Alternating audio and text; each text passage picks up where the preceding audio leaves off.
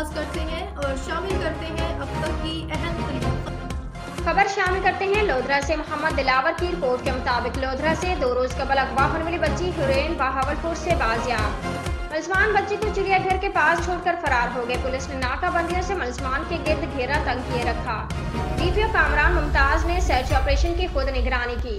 DPO ने 10 टीमें तश्कील दी और बच्ची की तलाश में 350 सीसीटीवी कैमरों से भी मदद ली गई। बच्ची को अगवा करवाने में सहूलतकार गिरफ्तार बकिया मुलजमान भी जल्द पुलिस की गिरफ्त में होंगे। डीपीओ कामरान मुमताज। ये सब पुलिस की बेहतरीन प्लानिंग और टीम वर्क के नतीजे में मुमकिन हुआ। बच्ची की 2 रोज में बाजियाबी पुलिस की कामयाबी है। टीम ने जाल लगाकर दिन रात मेहनत की है।